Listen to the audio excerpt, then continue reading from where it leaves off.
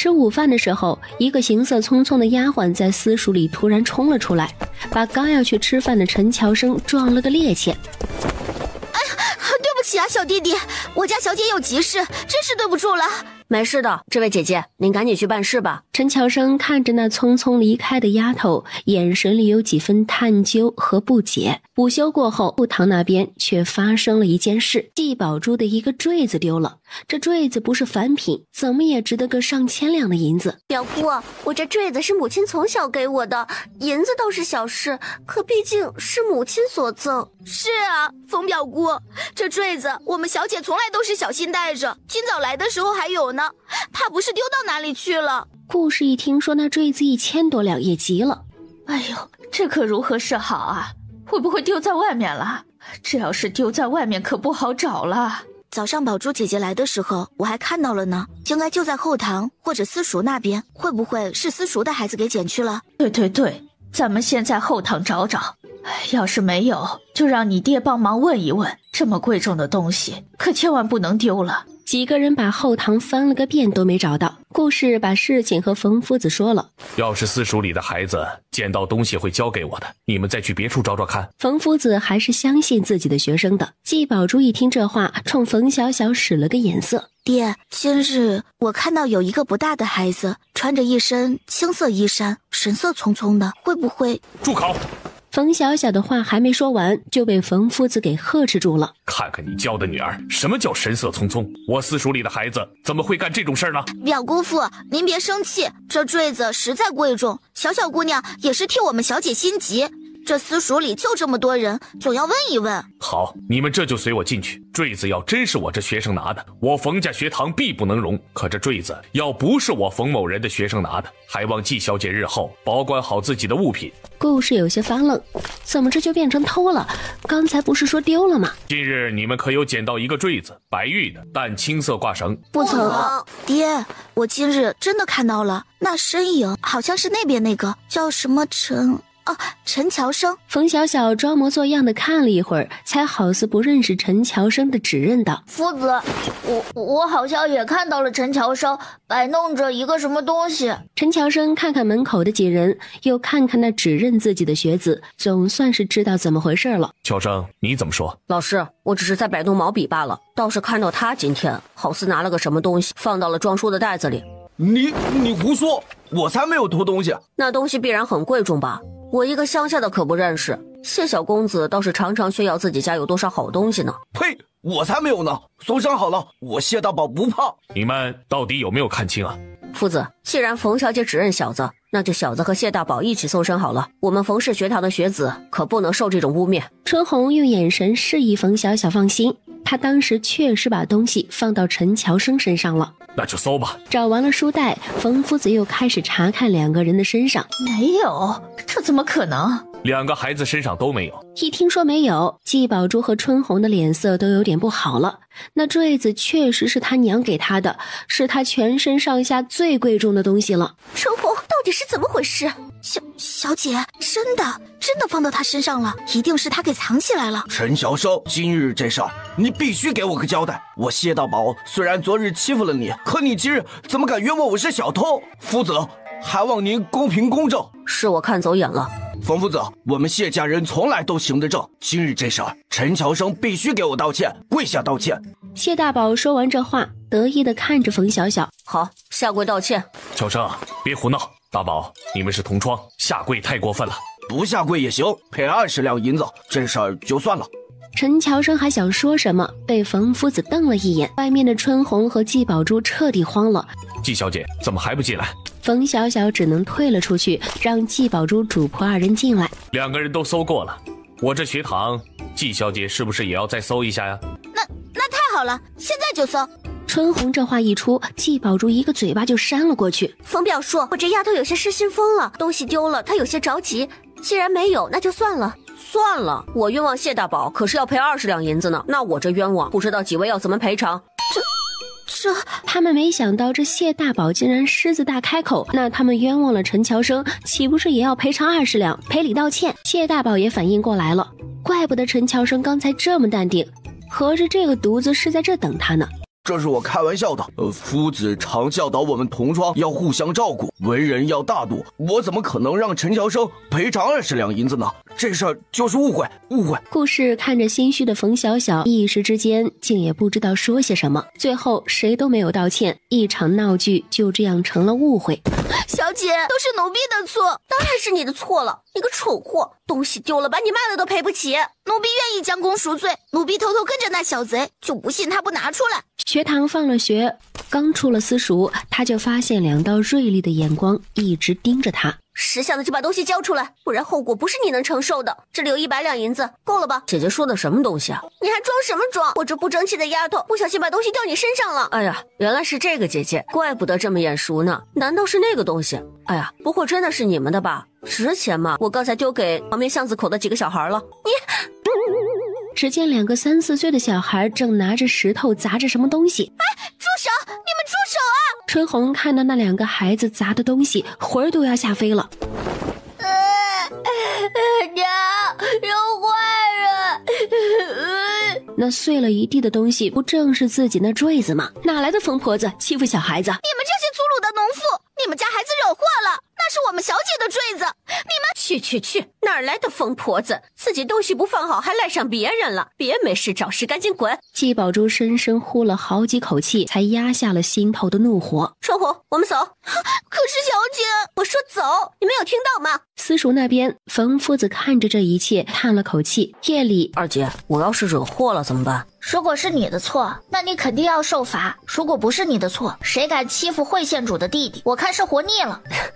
也不算什么麻烦呢。陈乔乔并没有追问，反正他这几天也是要去县城看看铺子什么的，不如明天就去一趟陈乔生的学堂吧。学堂里，冯夫子今日竟比陈乔生还早。先生，走，时间还早，和先生出去吃点东西。2个人坐在街边的馄饨摊。乔生啊，昨日的事我都看到了，你这孩子呀，唉。老师，我知道错了。那你说说你怎么错了？那坠子看着就不便宜，我应该直接嫁祸给谢大宝算了，不该毁了，我们家赔不起那么多银子的。你这叫知错吗？乔生，你看看你自己，你才几岁呀？你们家里最大的是你大哥吧？你大哥才几岁？算上你们老陈家所有人，陈家村所有人，你们斗得过季宝珠，斗得过季家吗？陈乔生没想过这些，他知道季宝珠的爹在京城做官，一个季家就能断了你们陈家村的根基呀！他们只要随便找个人把你的手给打断，你说说你还有什么出路？不要命的江湖亡命徒多的是呢。陈乔良没想到这些，被冯夫子这么一说，冒了一身的冷汗。京城各个势力的姻亲盘根错节，你觉得你们家现在出了个县主，人家就能把你们放在眼里了？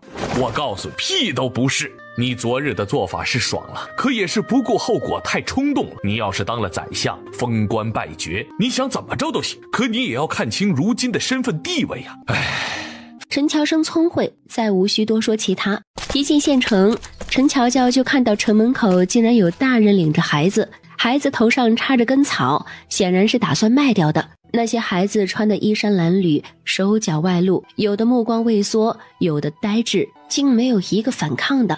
这样的多了，看得多了，心也就硬了。你救得了一个，又救不了所有人。谢念姐姐，本来也是想买几个人的，等房子盖好了再说吧。现在带回去，连个住的地方都没有。2个人正说着话，突然前面一处竟起了争执。原来是有个30多岁的男人，竟想一口气5两银子把这一对姐妹都买了去。至于做什么，大家都心照不宣了。那父亲有些犹豫，当家的跟了这位大爷，怎么也是吃穿不愁的，不比做丫头好。5两银子呢？你看刚才老许家的丫头才卖个1两银子呀，他爹小宝还等钱呢。本来这家子生活也还过得去，没想到小儿子前几天又感染了风寒，这一大家子是彻底没了指望，只能打起了卖女儿的主意。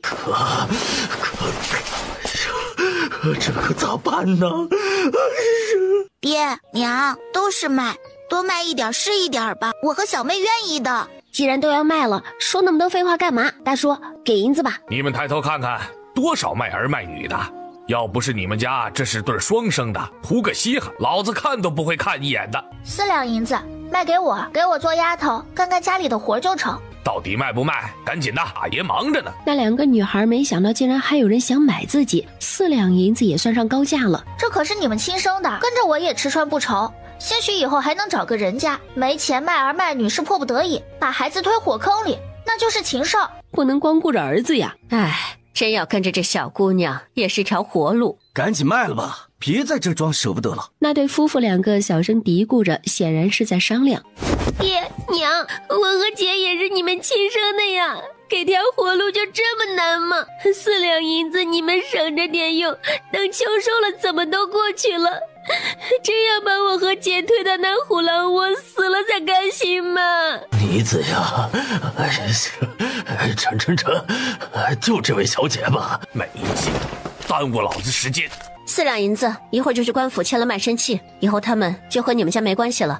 娘也是没办法呀，真的没办法，总要有人传宗接代呀。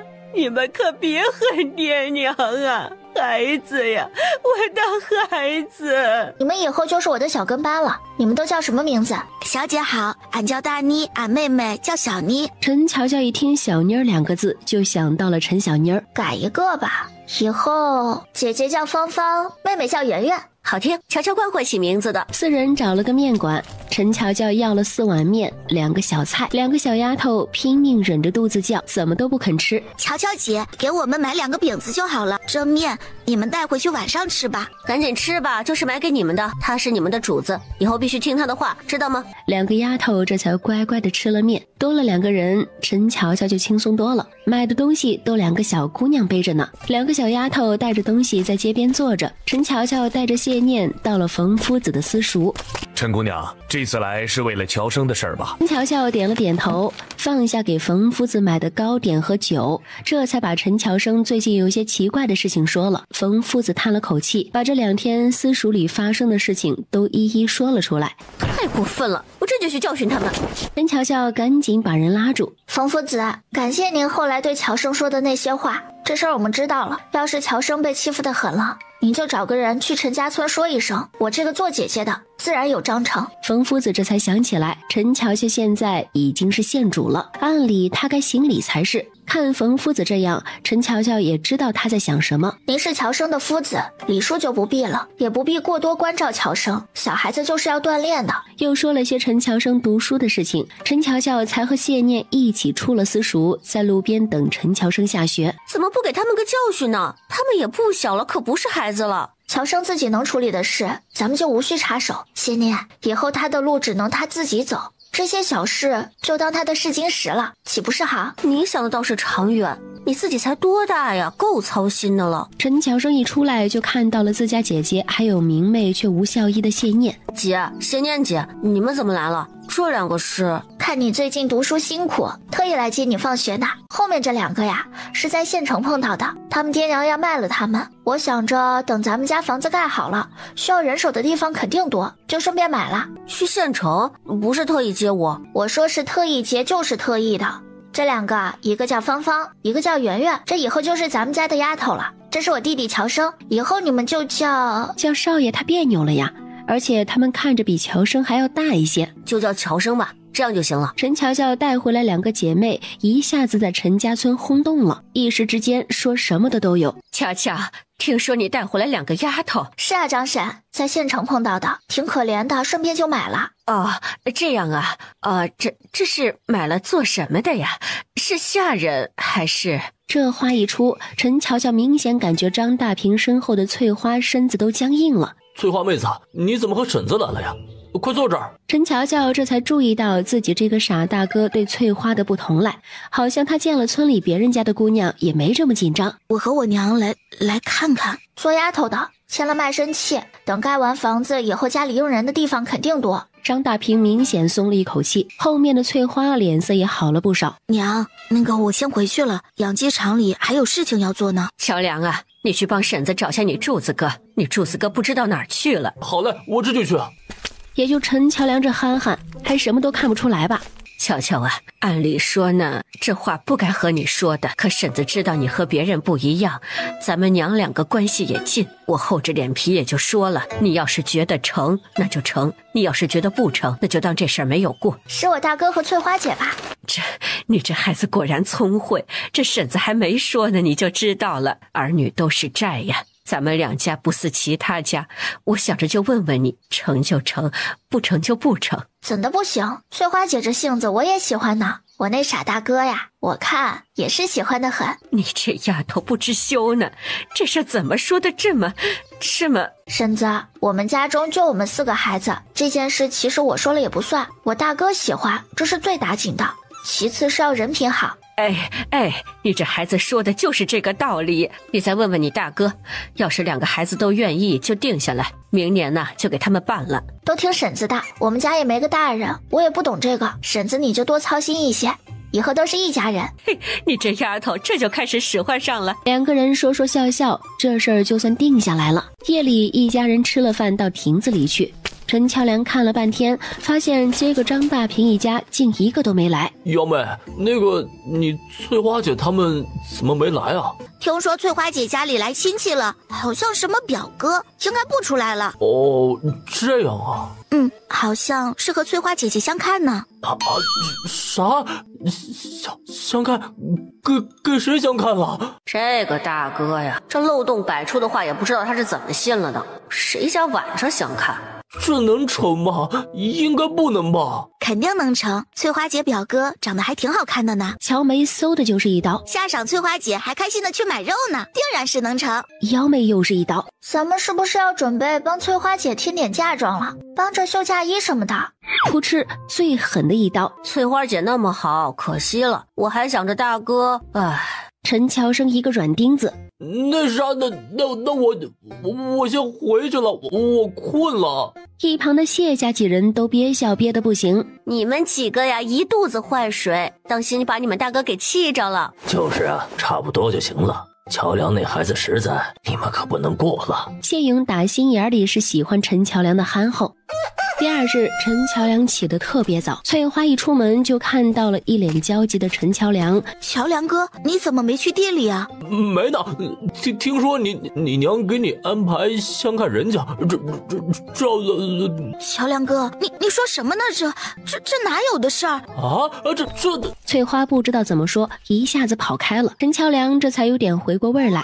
一回头就是家里那几双八卦的眼睛。你们怎么能够拿这种事情开玩笑呢？大哥，翠花姐今日不相看，来日也是要相看的。别说翠花姐了，你这么大了也要相看姑娘了。我不要那么想着，要不然我去和张大婶说，我看大哥和翠花姐就挺般配的。别乱说，人家姑娘的名声，你们乱说什么呢？真要是那也要找媒人，怎么可以这么随意啊？自家大哥这人品呀，真没得说。成，你要是和翠花姐都有意思，其他的交给我们就好了，保证都按着规矩来。翠花乐意才成，她要是不乐意，别勉强。丢下这一句话，立马加快了脚步去地里了。这男人果然靠谱。陈乔乔还真想到了一个人，王鸭蛋。这王鸭蛋看着泼辣，也是个明事理的。陈乔乔让乔梅回一趟老宅，把王鸭蛋请了过来。乔乔啊，不用客套，你有啥事就说嘛。把陈乔梁到了年纪该成亲的事情说了，现在想要着家里长辈帮着出面走个流程，把这好事给定下来。哎呀妈，这给二婶吓的，这是好事啊！我还以为你爷奶小姑啥的又出啥幺蛾子了呢。这事儿成，你们都商量好了，这不就是差个流程吗？二婶找个媒婆，带着东西上门去，然后咱们就互相换个庚帖，把日子就定了。哎呀，这可是大喜事。这个二婶看着粗枝大叶的，做人却也是个直肠子，看事也通透。二婶，这是1两银子，您看都需要买些什么，走什么流程？最近我这里也是忙得走不开，大哥的事儿就交给您了。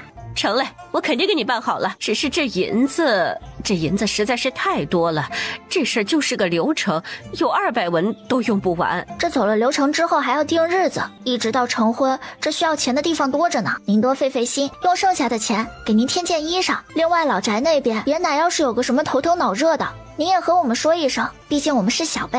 王鸭蛋听明白了，这是怕老宅出啥幺蛾子，让他帮着盯着点呢。芳芳、圆圆2姐妹确实是能干，现在家里洗衣做饭、喂猪喂羊的活，2姐妹都包了。就这，2姐妹还觉得活太少了。学堂落成的那一天，蔡翔也从外面回来了，亲自给学堂题了字。前些天，陈巧巧已经托冯夫子给村里介绍了一个夫子，是一个60多岁的老童生赵征。村里所有的孩子，不拘是男孩女孩，都能来读书，每个月交100文钱或是等价的粮食。乔梅和央妹都被陈巧巧耳提面命的要求去读书了。王鸭蛋特别爽利，第2日龙媒婆就上了张家的门。如此几次，村里人都知道翠花和陈乔良定了亲，日子定在了明年。乔氏炸鸡开业了，镇子里张大平和柱子坐镇，县城直接开了2家，一家是曹掌柜坐镇，另外一家最后决定周舅奶和宋老太坐镇。吉时已到，乔氏炸鸡开业。噼里啪啦的声音立马吸引了不少人过来。今日乔氏炸鸡第1分店开业，所有进店的老少爷们儿、妇人小姐均可试吃我们的乔氏炸鸡。乔氏炸鸡外焦里嫩，酥脆可口，老少皆宜，欢迎试吃。父老乡亲们，你们有口福了，我今日在这里保证，别的地方绝对没有。以后可能会有第2家分店、第3家分店，但是这一家绝对是咱们大康朝头一份。不少人都被这噱头给吸引了，全国头一份，图的就是这个头一份。掌柜的，来半只。我来1只，多放辣椒面。我也来半只，带回去喝酒。好嘞，热乎乎的炸鸡，您瞧好吧，马上就出来。看着络绎不绝的人群，曹掌柜满脸的骄傲。晚上，陈乔乔和曹掌柜一行人在小亭子里算着今日的收入。东家，今天3家店赚了10多两银子，这么多呀！要知道，一家店平常夫妻2个就可以了，1个月下来还要50、60两呢。确实不错，看来这炸鸡大家还是很喜欢的。要知道之前这些鸡都是雇人处理的，要是长期做，这处理鸡也是个活儿啊。曹掌柜，这活儿就不用另外找人了，村里的妇女就成。之前巧巧就和我商量过了，要是有村里人能干的活儿，肯定是给村里人的。您帮着找10个妇人，干净手脚麻利的，1只鸡给2文钱，可以在养鸡场这儿做，也可以回自己家里做，都成。众人正说得火热，一旁的陈铁有些不好意思的凑了过来。铁叔，你有啥事就说，咱们这就是闲唠嗑。俺想着这么多鸡毛，俺想着俺做成鸡毛掸子，俺小时候啊和俺爹学过。这位大哥，你家里有吗？有的话拿来我们看看。二蛋呐，去把家里鸡毛掸子拿来。二蛋这才连跑带跳的回了家。这鸡毛掸子曹掌柜一打眼看就知道是好东西。这鸡毛掸子真是漂亮呢。虽然这东西村里家家都会做，可像老哥做的这么好的，我还是头一次见到呢。这还是2蛋3蛋小时候做的。陈乔乔也接过那鸡毛掸子，做的确实好。铁叔，以后每天的鸡毛你就让2蛋3蛋拿回去吧，扎了鸡毛掸子出去卖，肯定能卖得出去。这咋成呢？俺要是用，肯定是得给钱的。不用，这鸡毛这么多，你不拿走也没啥用，您就挑能用的用，不用给钱。你在村里收2个徒弟，以后这也是咱们陈家村的一门手艺，不是吗？俺知道了，俺肯定好好干。老爷山深处一处矿洞里，无数赤裸着上身的汉子正在凿开矿洞，后面的管事手里拿着鞭子，只要是偷懒的必定挨上一顿。谢报国已经在矿洞上了几天工了，可这里的人表面松弛，内里防备却严。布谷布谷，山林里传来了几声鸟叫，谢报国几个挪腾进了林子深处。没过多时，几个黑衣人手拿着武器缓缓地靠近。你抓紧说消息，山间有苦力大概1000人，平时负责在他们开荒的地上种粮食和挖矿，还有几百个妇女儿童，有的是这些苦力的妻儿，有的是那些叛贼的家里人，日子都过得不好，大多数都如奴仆一般，里面大概有兵士8万人左右，这个还需要继续观察。矿洞5处，里面的铁矿、铜矿均可制作兵器，他们应该还有制作兵器的地方，只是一般人无法进去。小的观察了这几日，也不得见。你在里面千万要小心行事，宁愿多费些时日，也不可暴露自己。具体官兵的数量、武器营地所在，还有这里面的地图，这是你之后的目标。我们的人日守在这里，你只要有消息传递，我们的人就会第一时间出现。不过1刻钟，谢报国就把这些天记的一些路线画好后，神不知鬼不觉地回到了营地。众人正在烈日下搬砖，忽然一阵风吹了进来。陈正安不可置信地朝风的方向怔怔地望着。主子，刚才那儿是不是有风啊？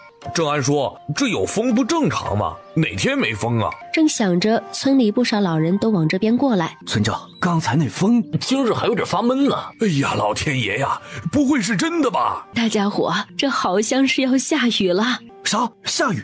这风啊，有雨水的味道。好啊好啊，终于是要下雨了。陈桥下挖的那口井，近来水也有些不足了，而且王家村的人还偷过几次水，虽然被发现了，可也没办法，都是父老乡亲，还真能看着死人不成？哎呀，这可是老天爷开眼呐！陈乔乔听了这个消息也十分高兴，上次找水已经是十分万幸，他可没有把握再找一处水源出来，这可是好事。谢念一家看到顾玄之都有些紧张的望了过来，顾玄之给了一个安心的眼神，他们才又恢复了正常。顾大公子这是跑哪里花天酒地去了？听说临安地界发现了一头白虎，我这不是去看白虎了吗？没想到这竟然过了这么久。顾玄之只在陈家待了1个晚上，就去了通川镇。表少爷，小姐，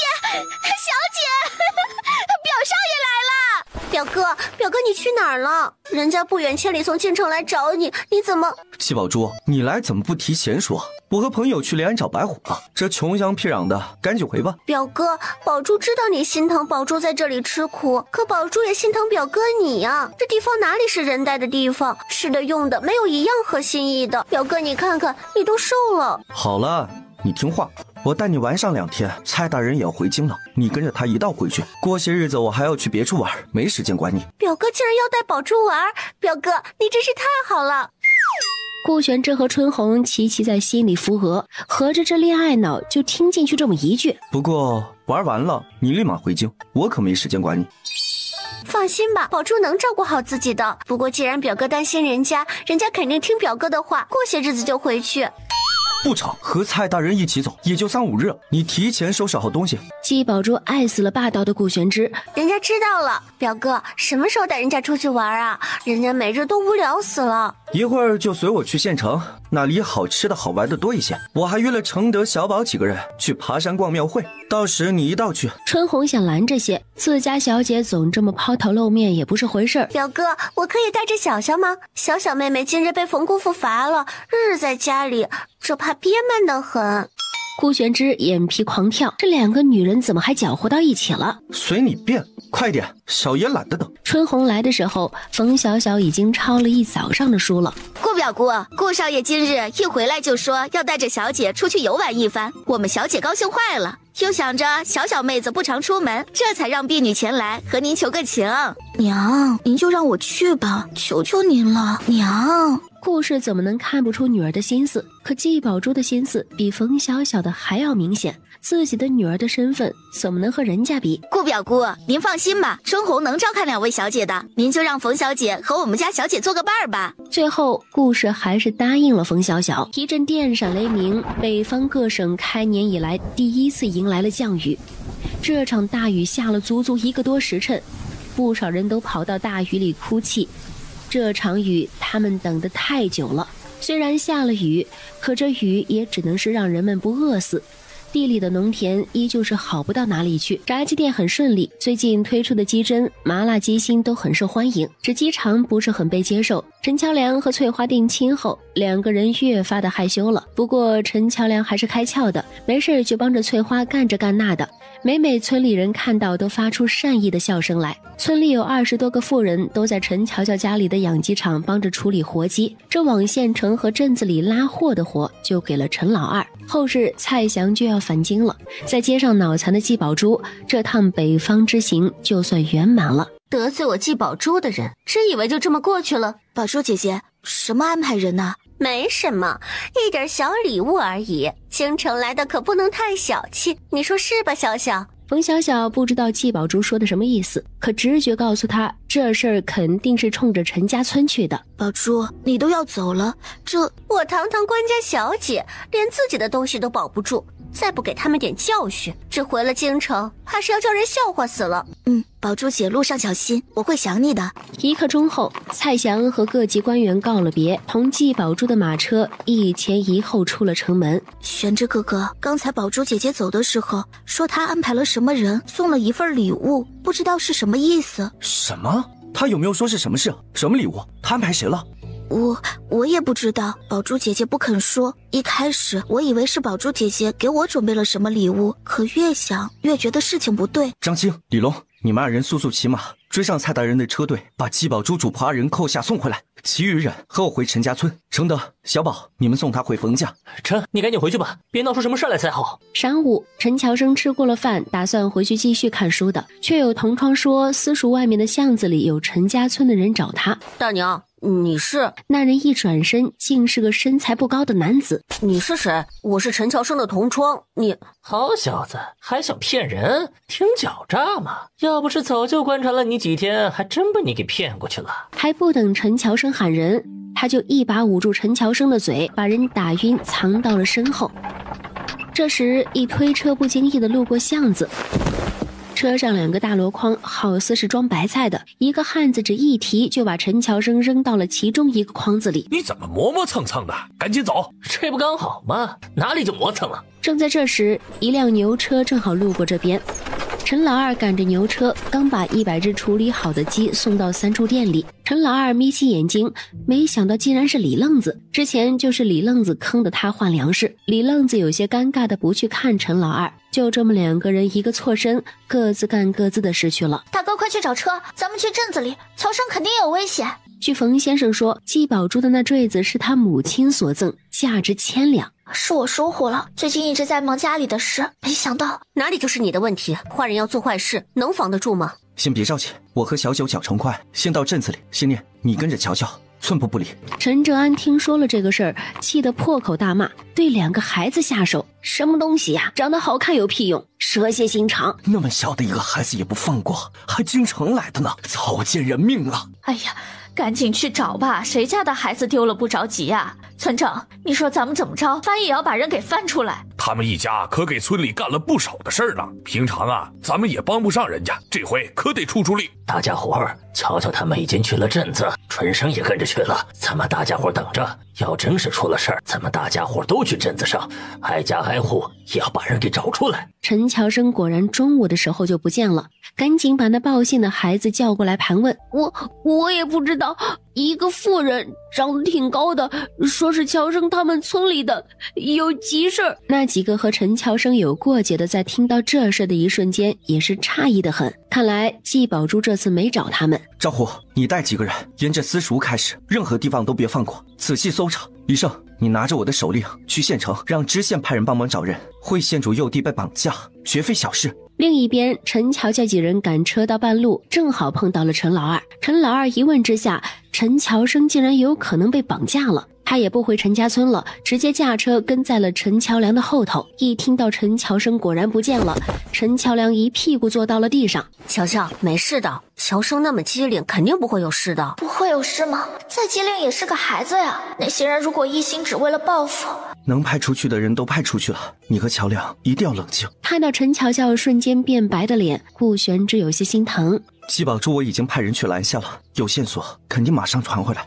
是啊，乔乔，我这就回村里。咱们陈家村这么多人呢，镇子给他翻过来。麻烦你了，春生哥。陈乔乔冷静了片刻，重新到了私塾，找到了冯先生。乔乔啊，乔生的事儿实在是对不住了，孩子们我没让走，你要是有什么问的就问。冯夫子，令爱可在？我有些话要问问令爱。冯小小有些心虚，不过面上还是强装淡定。冯姑娘，季宝珠是怎么跟你说的？麻烦你再回想一下。他说留下了一份礼物，让我等着。为什么你觉得这份礼物不是给你的？当时我也不知道，我一开始以为是给我的，后来越想越不对。是让你等着看戏吗？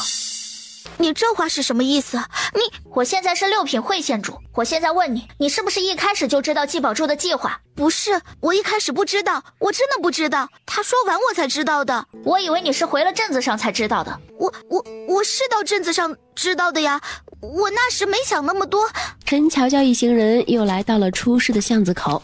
陈家村的众人也到了镇子里。乔乔啊，乔生肯定没事的，婶子们都来了，肯定没事的。好了，大家伙先别激动，一会儿听乔乔怎么说。大家伙儿5人一组，在镇子各处先找，或者问一问有没有看到一个7、8岁的男孩，身着一身藏青色长衫。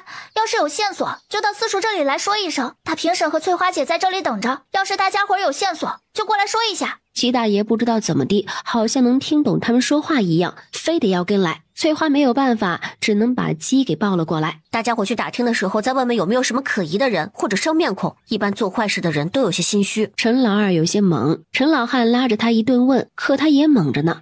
你说说你，一天到晚的也不少来镇子里，怎么一问三不知呢？一间昏暗的屋子里，陈乔生迷迷糊糊地睁开了眼睛。愣子哥，外面好多人都在找这小崽子呢，要不然弄死算了。成啊，人交给你了，你来东西我不管了。这怎么你还不管了呢？我也不是说非得要这小崽子的命啊。20两银子，闹出人命我可不干啊！你跟着老子就要懂规矩，别眼皮子浅，为了这么点东西搭上自己的命，可不值啊！是，那啥，哥，你说的算，咱们听你的。镇子里的人太多了，你先去打断这小子一条胳膊，然后把人装到麻袋里，咱们去别的地方。出钱的人交代的是半条命，打断条胳膊也算是有交代了。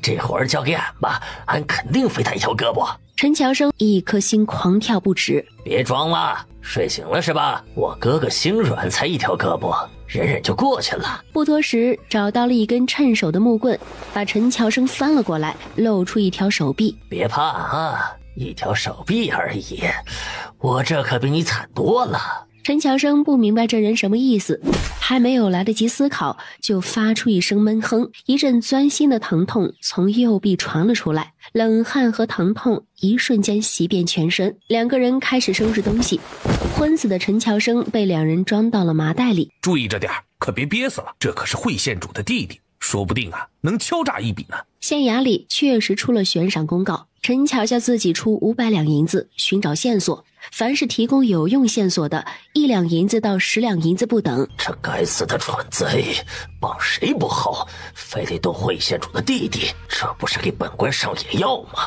鸡大爷在那巷子口转悠了好几圈，东看看西看看的，然后对着街道发呆。走吧，我们一起去找乔生。陈乔笑抱起鸡大爷，开始沿着巷子开始找，特别是那些看着破败没人住的地方，他都要进去看一眼才放心。又过了一处好似谁家的猪圈，不过看着样子也是很久不养猪了，墙都要倒了。鸡大爷在陈乔笑的怀里，目光锐利地扫视着周围。突然，角落的一个箩筐引起了鸡大爷的注意。陈乔笑仔细观察着箩筐，这筐很常见，比他们平常背的大一些，筐上有很多的白菜叶子。这是什么？从筐底发现了一小块好像从衣服上刮下来的布料。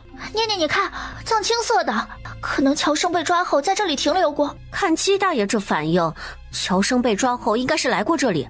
二人也不敢耽误，连忙把这些线索传到了顾玄之那里。顾玄之也收到了线索，确实有2个男子形迹可疑，其中一个男子的脸好像烧坏了，另外一个男子穿的衣服不伦不类，好似女子的。贼人应该是2个男子，他们把乔生放在了箩筐里，用这个推车推到了前面大概1里地左右。陈老二本来正在吃包子，可听着听着就有些不对劲了。小小，我好像有线索。二叔，你说说看，拖得越久，乔生越危险。当时好像就在这附近，李愣子和另外一个人推着个推车，那人看到我就把脸转了过去，我也没看清。李愣子穿的好像挺别扭的，看着那衣服男不男女不女的。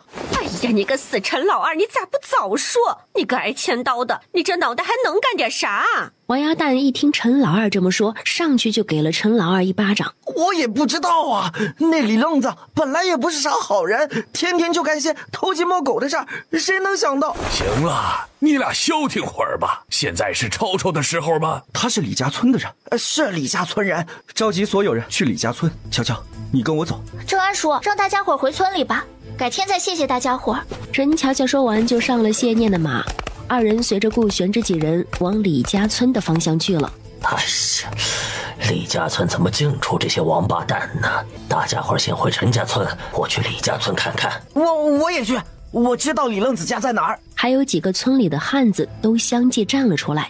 用不了那么多人，川山老二和我走，其他人先回陈家村等消息。李家村这个时候已经吃过了晚饭，不少人正3、5成群地说着话。先派人把出村的口堵住，其他人和我进村找人。陈乔乔一看这情况有些不对，这太容易打草惊蛇了。玄之，你和你的人先别进去了，我和谢念进去吧。这么多人容易打草惊蛇，他们这些人目标太大，看着穿衣打扮也不像村里人。陈乔乔带着谢念抱着鸡大爷进了李家村。这位大叔，俺们是王家沟的，来这里找亲戚，不知道李愣子家里咋走。你们找李愣子干啥呀？没听说他家在王家沟有亲戚啊？俺爹赌博欠了钱，俺们是来还钱的。你们往前走，看到路口呢就左拐，一直走，最矮最旧的就是李愣子家了。乔乔，不通知少主他们吗？咱们两个先去探探，我怕李愣子发现有人找他，狗急跳墙。李愣子家里有昏暗的灯光摇曳，吱呀一声，房门开了，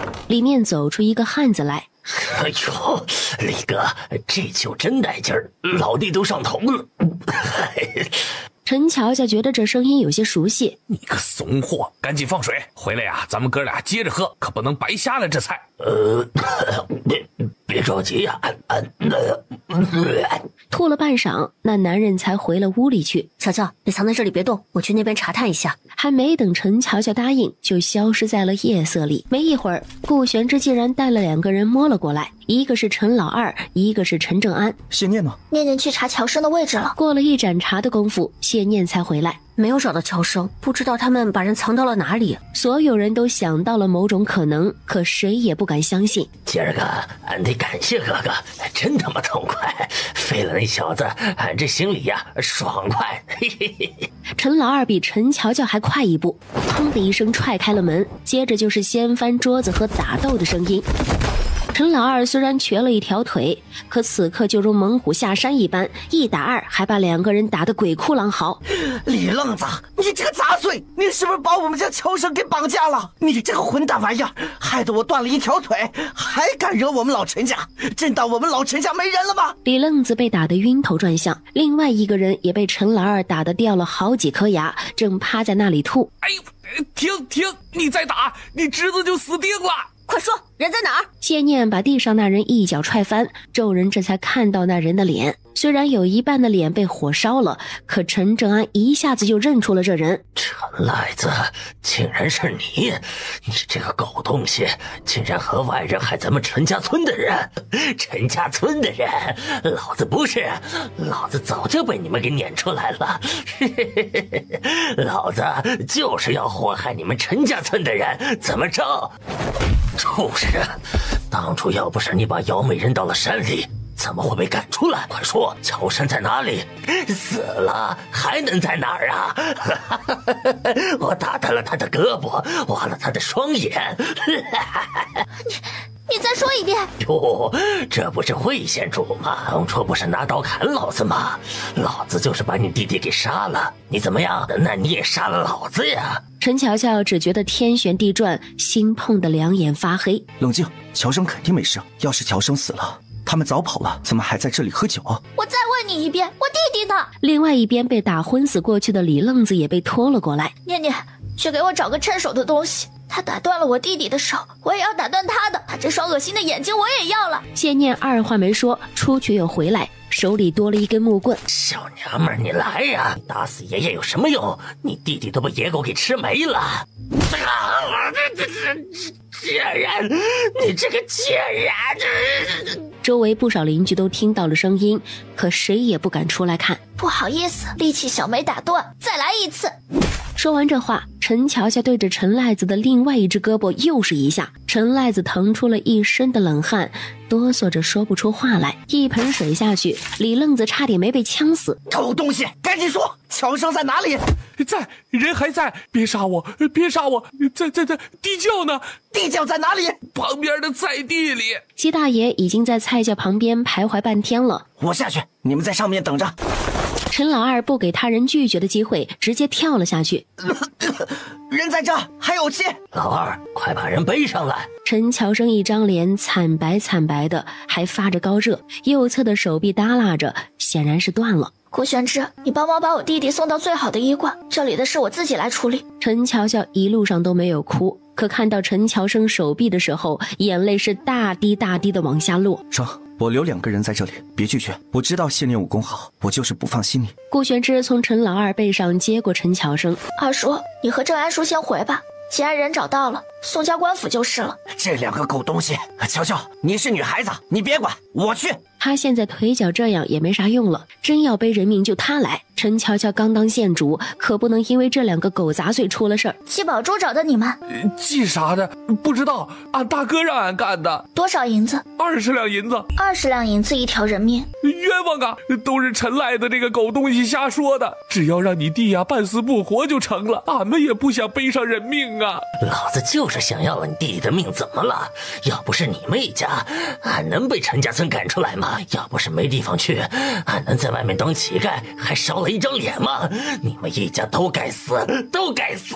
你要死啊，可别连累俺。惠县主啊，俺可都交代了，饶了俺吧。成啊，饶过你们就是了。陈乔乔再不废话，拿着木棍对着2人的手脚用力的打了下去，咔嚓一声，骨头断裂的声音让人有些毛骨悚然。你们真以为我脾气好吗？敢打我们家的主意，我弟弟才那么小，你们怎么动得手啊？发泄完了，陈乔乔也累得不行。郑安说他们2个绑架交给官府吧。陈老二和陈正安面面相觑，最后把人交给了顾玄之留下的护卫，2人也出了门。第2日，陈乔乔把陈乔生的事儿和幺妹乔梅说了，嘱咐2个孩子看好家。他现在得立马赶过去看看陈乔生的情况，那可是右手，如果真的出了什么事情，那陈乔生这辈子怕是都没办法科举了。翠花姐，麻烦你们帮着照看这2个丫头了。放心去吧，家里的事儿有谢叔还有我哥他们呢，出不了乱子。陈乔良和顾玄之守了一夜。大夫怎么说？乔生的手臂还好，就是太长时间不处理，有些淤血，怎么也得休息大半年时间。去休息一下吧，这里我看着。人没事就好。七宝珠我帮你扣到府衙了，你先照顾好乔生，找他们算账的事儿不着急。只要人没事，其他的事情就不着急了。大哥，你去吃些东西休息一下，我和念念在这里就好了。陈乔良还想犹豫，让你去就去，怎么你也累晕过去？我们2个照顾你们2个呗。陈乔良一琢磨，也是这么回事儿。又睡了一天，乔生才醒过来，虽然人清醒了，还是有些晕。乔生，感觉怎么样了？胳膊痛不痛？二姐、大哥、念念姐，在那黑暗的地窖里，他真的是有些绝望了。没事了。陈乔生说了几句话，喝了一点粥，又喝了熬好的药，又继续睡过去了。严县令来过一次，惠县主，李愣子还有程赖子都审问过了，李愣子的大哥是小混混头子张三，也被抓了起来，每个人打了50板子，绑架孩童怎么也要判个3、5年。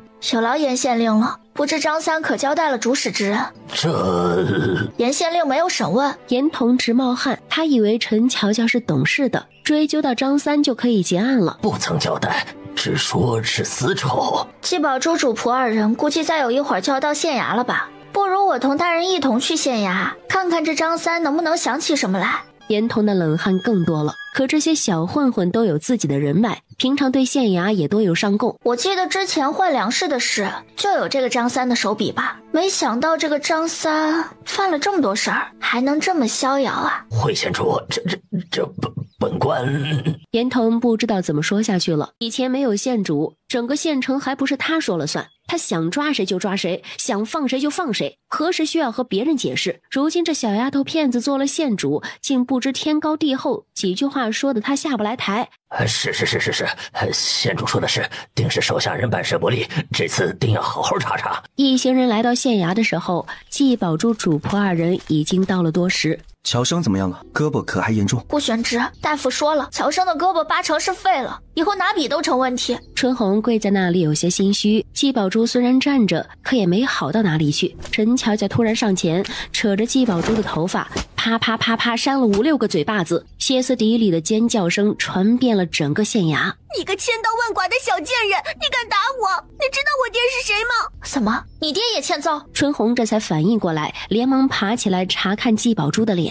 我们老爷是光禄寺少卿继承大人，4品官，你竟然敢打我们小姐！来人呐，把他抓起来！就连严童都有些头疼，两方都不想得罪怎么办？够了，你们2个闹什么？我才是你的表妹，她是个什么东西？一个小小的6品县主算个屁！姬小姐觉得皇帝陛下亲封的县主是个屁，你瞧不上？你别乱说，我可不是那个意思。你这是县衙，你怎么能私下动手呢？你这副样子也敢说自己是官眷？严大人，把张三人带上来吧，可别冤枉了四品官的家眷。来人，张三、李愣子、程赖子3人带上来。严童一直向张三使眼色，奈何张三半点没有接收到。堂下犯人，你们前日谋划绑架陈乔生一案，本官再问一遍，到底谁是主谋？大人，小的张三看那陈乔生不顺眼，找人做的。陈乔生在卢家私塾读书读得好好的，怎么惹到你了？老子路过那卢家学堂，那小兔崽子竟敢撞老子不道歉，老子给他点教训，怎么了？大人，这人说谎，舍弟根本不在卢家私塾读书，请大人大刑伺候。张三，当着本官的面还不速速招来，是否有人指使？张三扫了一眼季宝珠主仆2人，把2人看得浑身僵硬。老子说的句句属实。上刑吧！既然不说实话，严大人，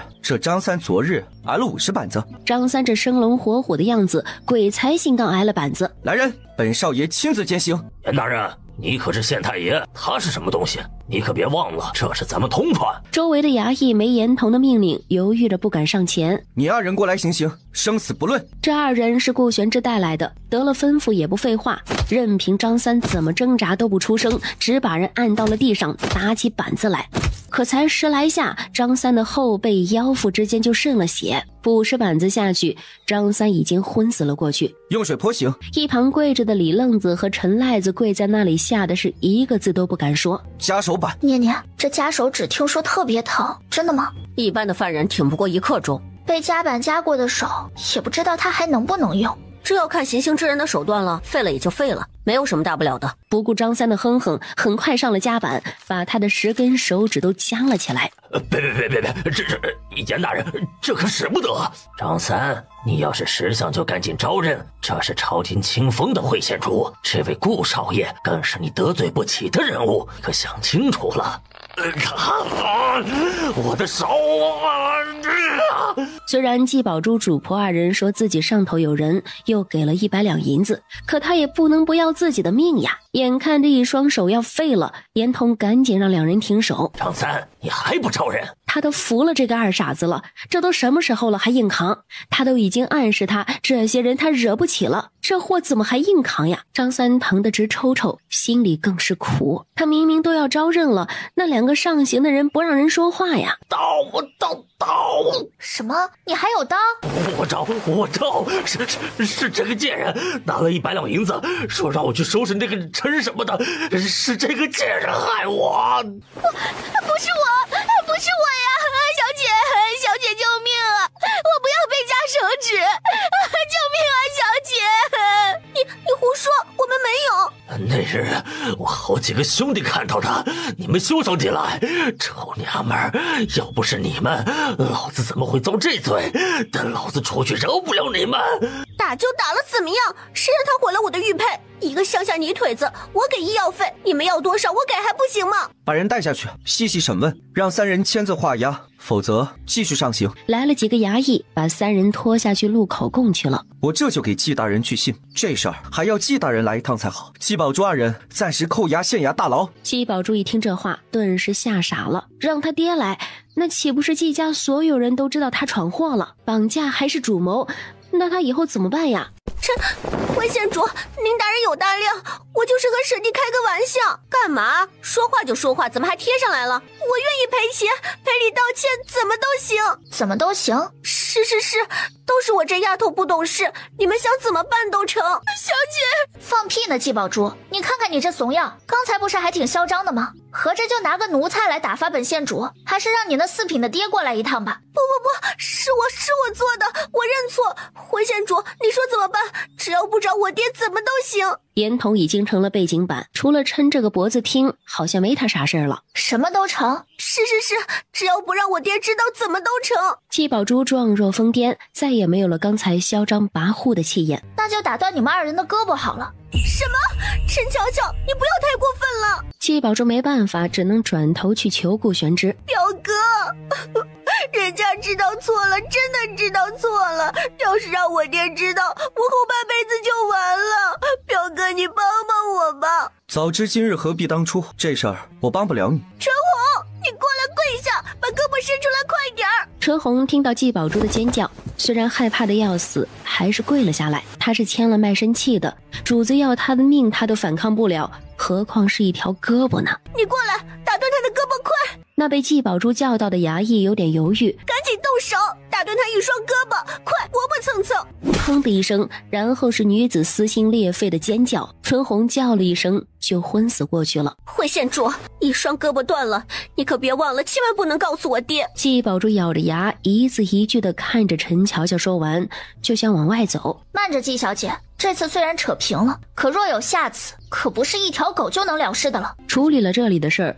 顾玄这把死狗一样的春红和有些疯癫的季宝珠扔到了马车上，给了那车夫银子，又雇了2个伢子沿途看护。表哥，这个死奴才我不要了，我有银子，我再买一个就是了。你把人给我扔下去，扔下去啊！春红一双手都断了，还留着有什么用啊？把他们送回京城光禄寺少卿季大人的府上。另外这封信给继承大人。那马车夫收了银子，无有不答应的。耽误了2日了，顾玄之处理了这桩事儿，马不停蹄了进了山。看到陈乔生皱眉，忍着胳膊的疼痛，不断的自责。陈乔乔觉得欣慰，你还小，难免冲动，只不过我们还很弱小，做事要想得周全一些。如果你能把事情和我还有大哥说了，肯定有更好的办法，哪至于伤了自己。还是该学些功夫，看看幺妹现在都比你强了，要么你也学些拳脚功夫。乔生读书够累的了，还不如给他找个小厮呢。半个月后，陈乔乔家的房子总算是盖好了。这一天，全村老少爷们们几乎都来到了陈乔乔家。姐，这房子好大，好漂亮呀！是啊，住鸡窝我都乐意，这房子太漂亮了。一旁的七大爷立马抗议：能住上这房子呀，这辈子值了。这回啊，老陈家该后悔了吧？当初要不是他们把这几个孩子分出来，如今他们怕不是要住这青砖大瓦房了。及时到！李铁牛喊了一嗓子，陈乔梁迫不及待地点燃了鞭炮，一把把糖块撒向人群，不少小孩子都低头去捡，大人们则是随着陈乔乔进了新宅院。哎呦，这房子盖的是真好啊！乔乔啊，这房子真不错呀！舅奶喜欢就多过来坐坐。可不是嘛，哪里都宽敞，住着这样的房子，心里都敞亮不少。今日陈乔乔为了庆祝乔迁之喜，特意摆了酒席，王鸭蛋带着乔平、乔虎也来了。2个孩子有些不好意思的跟在王鸭蛋的身后，王鸭蛋照着2人后脑勺一人打了一下。这孩子叫人！二妹，恭贺乔迁之喜。谢谢你们，二婶快带他们去那边坐一会儿吧。做什么做呀？自家的事都不帮忙，成什么样子？乔平、乔虎，来之前我怎么跟你们说的？眼睛里要有活，都去，看哪里需要人，你们就帮着忙活忙活。这是咱们老陈家的大喜事。村里妇人参观好房子就开始忙活了。每次村里谁家有事儿，都是村里人自己下厨。不过这次可不一样，有了朱小福，陈乔乔可不想浪费。所有的妇女都被安排切菜、洗菜或者是备料，最后做菜的环节都交给了朱小福。马上开席了，今天的主食不少，大家伙多吃点。现在他接人待物已经好了不少，又是定了亲的人了，已经有了顶梁柱的模样。乔乔，你看你大哥笑什么呢？翠花姐，你说实话，你看上我大哥什么啦？哎呀，你胡说什么呢？看上长得壮，能干活。那圆圆，以后你也找个这么壮的相公，还得听话的。哼，一个村姑还要人伺候，像什么样子？惠县主，乔乔可不是普通的村姑。唉，醉酒当歌，人生几何？老童生不想提陈乔乔是县主的事儿，喝了一口酒，念了一句酸诗。哼，几盒？一人只能1个盒。就赵征那个小老头，浑身上下一把骨头也烧不出2两灰来，1个盒装满都费劲儿。咱们陈家村真是宝地呀，有惠县主在，一年总能吃上几回好的。俺这辈子呀，吃的所有好吃的都是在惠县主这儿吃的，老婆子这辈子值了。可不是咋的，跟过年似的。俺们家头几年过年也没这好日子呀。咋的？你家这些年过年吃的好啦？好啥呀，还不如头几年呢。陈乔乔在一旁听得甚是无语，合着他就落下个吃的名声呗。李长海带着2儿子今日也来了，李老二一脸心虚，之前他们还偷人家陈乔乔家草药呢。可是爹呀，你怎么不带着大哥呢？怎么啥事都带着俺李老二啊？陈乔乔肯定是不想李长海这个老狗来的，厚颜无耻这4个字，见了李长海3个字都要后退3步，自愧不如。谢谢大家伙能过来，我们这宅子也多亏了大家伙帮忙才能盖得这么快，咱也没什么废话，大家伙多吃点。好，大哥，咱们也没帮忙，就这么来混吃混喝，真的好吗？怎么没帮忙？他们家门前蹭脚的那块石头是我搬过去的。这个大哥也不是非做不可。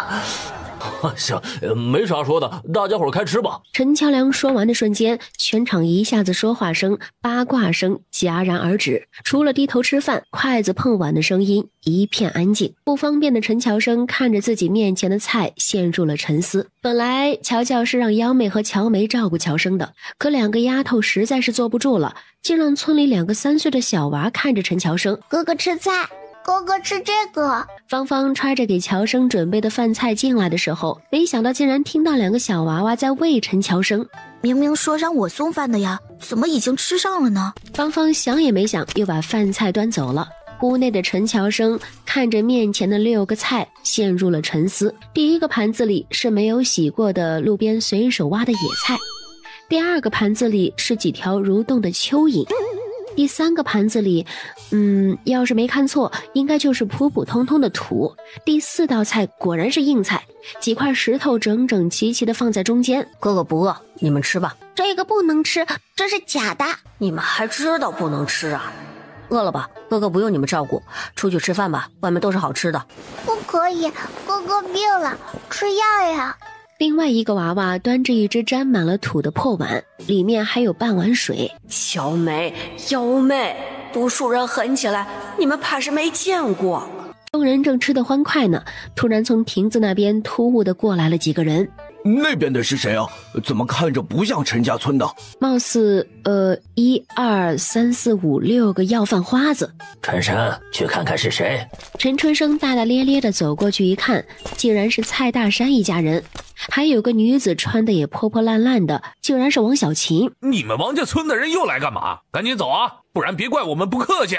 怎么是你们？哎呦，怎么不能是俺们？我可是你姨父，你们家盖房子这么大的事儿也不说一声，这孩子太见外了。一边说一边伸头瞅，这味道也太香了。